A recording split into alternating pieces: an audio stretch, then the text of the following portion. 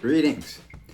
In 1998, as the artist in residence of the New Jersey Industrial Union Council, I went to Iraq with a delegation led by Ramsey Clark and Catholic Bishop Thomas Gumbleton of Detroit.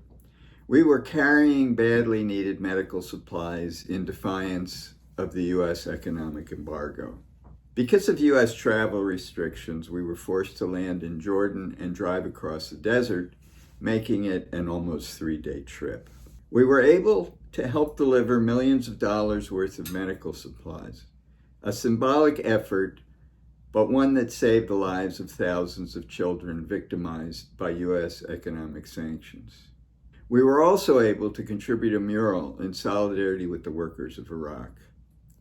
The night after arrival, I prepared a sketch. The mural was painted and completed over the course of 2 very long, hot days with volunteers from the School of Fine Arts at the University of Baghdad. The central imagery consists of the Tigris and Euphrates rivers transformed into a U.S. worker clasping hands with Layla al-Attar, a prominent Iraqi artist murdered by Bill Clinton in a U.S. bombing raid. Bombers fly overhead, but as the bombs reach the clasped hands, they turn into bread and roses, symbol of working class aspirations for economic justice and a life of beauty.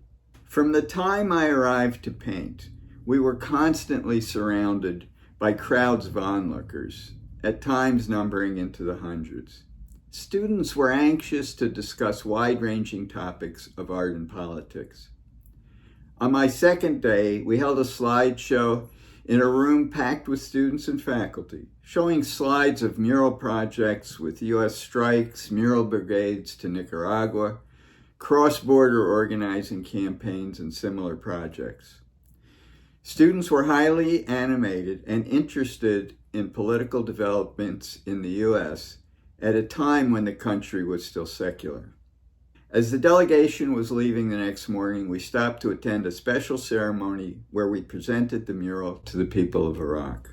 The U.S. use of economic weapons like sanctions, embargoes, and blockades have killed millions of people around the world, mostly the very young and the very old, for lack of simple medications and food supplies. They are weapons of mass destruction.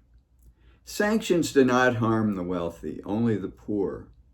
When liberals call for sanctions instead of bombs, they are still calling for the death of our fellow workers and their families.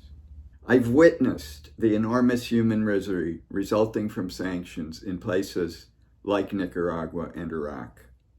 It is truly a crime against humanity. When we completed our mural, dozens of students added their handprints across the borders. The inscription across the top reads, "Artists and workers form one world without borders."